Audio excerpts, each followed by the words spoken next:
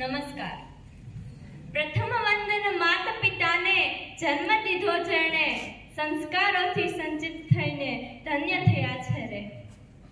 મારા આર્ય ભારતના વીર આર્ય વીરો અને આર્ય નારીઓ, જય જનનીની આર્ય પુત્રી સાધના આપને અને આપનામાં છુપાયેલા આર્યત્વને प्रणाम करे છે. सच्ची शिक्षा शर्मी के दूध समान होती है, जो भी पिएगा हुंकार तो भरेगा ही. आज की मेरी स्पीच का नाम है चारित्र. क्या है चारित्र? आज मैं इस अमूल्य धरोहर चारित्र की संकल्पना समझाने आई हूँ. आज मैं सोई हुई नारियों की आंखें खोलने आई हूँ. आज मैं सोई हुई संस्कृति को फिर जगाने आई हूँ. आज की बच्चियां बॉलीवुड की नकल करके बहुत अच्छा डांस कर लेती है. आज के बच्चे बॉलीवुड की नकल करके अच्छा दिखने की कोशिश करते हैं, पर क्या आप जानते हैं इस नकल और फैशन ने हमने भारत के बच्चों को चारित्र का ज्ञान देना ही भुला दिया है. आज के माता पिता बहाने बताते हैं कि आधुनिकता के बिना जीना आज के बच्चों के लिए मुश्किल है. हर जगह पुराने ख्याल नहीं चल सकते. ऐसे कई बहानों के बीच दफन हो रहा है, पर बच्चों का भविष्य, एक बार इस भविष्य के बारे में सोचे. और छोटे बच्चों को तो अब जो सिखाएंगे वो सीख सकते हैं. और ये बात आपको अभी भी समझ में ना आए तो और भी एक उदाहरण दूं कि सर्कस में ट्रेनियर प्राणियों को भी ट्रेन करा सकते हैं, नचा सकते हैं. तो समझो आप तो भारत के भविष्य को पाल रहे हैं. आपका दायित्व कितना बड़ा है. और अगर नकल करनी है तो माता अनुसुईया की करो, जिसने एक संकल्प मात्र से जगत के सर्जक, जगत के पालनहार ब्रह्मा, विष्णु और महेश तीनों को झूलने में झूलते बच्चे बना दिए. और उनके सामने सब त्रिदेवियां हाथ जोड़ के प्रार्थना करें कि हमें हमारे स्वामी वापस लौटा दो. तो ये है चारित्रवान नारी के संकल्प की शक्ति, जिन्हें स्वयं ब्रह्मा, विष्णु और महेश भी नहीं भेज सके थे.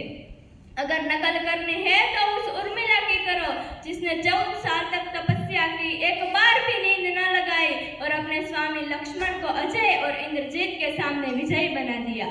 अगर नकल करनी है तो माता सीता की करो, जिसने अपनी शक्ति और क्रूरता से डरने आए हुए रावण को अपनी शक्ति और शुद्धता का परिचय करवाते हुए कहा कि तुझ में इतनी शक्ति है, साहस है, तू तीनों लोकों में अजय है, अमर है. तो फिर मेरे इस तिनके को पार करके मेरी ओर बढ़ के दिखा. तो त्रिलोक विजेता रावण भी उस तिनके को पार करके एक कदम भी नहीं आगे बढ़ पाया था. तो यह है चारित्र का प्रभाव. ऐसे चारित्रवान नारी की संकल्प की शक्ति आप अपनी बच्चियों को सुनाइए, उनके जमीर को जगाइए. ऐसे चारित्र की शिक्षा देने की जिम्मेदारी आपके माता पिता की और आपकी पाठशाला की है.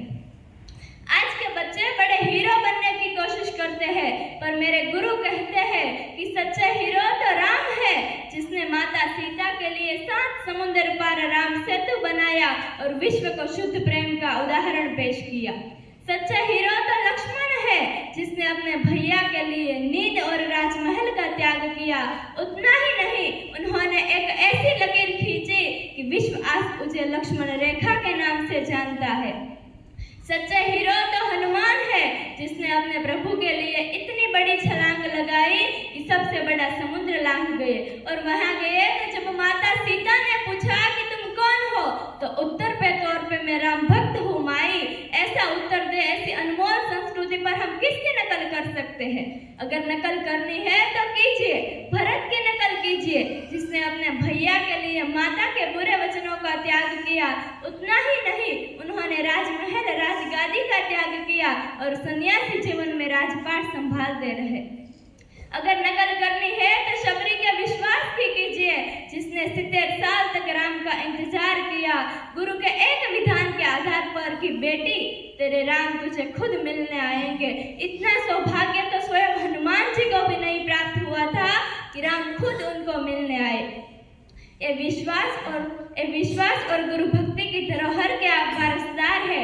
मैं खुद को सौभाग्यशाली मानती हूँ, क्योंकि मेरे स्कूल में हमारे गुरु डीजे कोरड़िया सर के मुख से हमें ऐसी चारित्र, संस्कार और सभ्यता की शिक्षा मिलती है. वो कहते हैं अपने बच्चों को धन दौलत नहीं, चारित्र संस्कार की शिक्षा दीजिए. मैं साधना आपसे एक विनती करती हूँ कि आपके बच्चे पर एक उपकार कीजिएगा और बच्चे के जरिए मेरे भारत पर एक उपकार कीजिएगा. मेरे गुरु के इस संस्कार को दुनिया के कोने कोने तक पहुँचा जिम्मेदारी मेरी है और और मैं आखिरी सांस तक निभाती रहूंगी। देश ऐसे सच्चे हीरो के योगदान से एक दिन अवश्य विश्व गुरु बन जाएगा। कोई अगर आपसे पूछे कि आपके जीवन में सबसे कीमती चीज क्या है, तो बोल देना कि सबसे कीमती चीज है चारित्र, क्योंकि चारित्र ही सफलता है, चारित्र ही विकास है, चारित्र ही गोल्ड मेडल है और चारित्र ही हनुमान है, चारित्र ही राम लखन और सीता है। बिना चारित्र धन पा सकते हैं, सम्मान नहीं। बॉलीवुड के नखरे में गुमराह हुआ है इंडिया, भूल गई नारी अपना संस्कार और सनातन की बिंदिया। बहुत लूटा हमको गोरों ने, पर अब वक्त आ गया है अपने बच्चों को सच्ची शिक्षा से अवगत कराने का। क्यों नहीं दिखाया इस बॉलीवुड ने कि 25 साल तक अगर कोई भी ब्रह्मचर्य पाल ले तो अकेला अर्जुन सिंह भी अफगानिस्तान से कोहिनूर ला सकता है। क्यों नहीं दिखाया इस बॉलीवुड ने कि विश्व की सबसे सुंदर स्त्री का लग्न का प्रस्ताव हमारे विवेकानंद ने ठुकरा दिया था। क्यों नहीं दिखाया इस बॉलीवुड ने हनुमान और अंगद के ब्रह्मचर्य को? क्यों नहीं दिखाया इस बॉलीवुड ने भीष्म और अर्जुन के संयम को? बहुत लूटा हमको अपनों ही हीरो हीरोइन ने, पर अब वक्त आ गया है हमको सच्ची शिक्षा से अवगत होने का। ये पंक्ति आप सबके लिए कि भारत हमारी माँ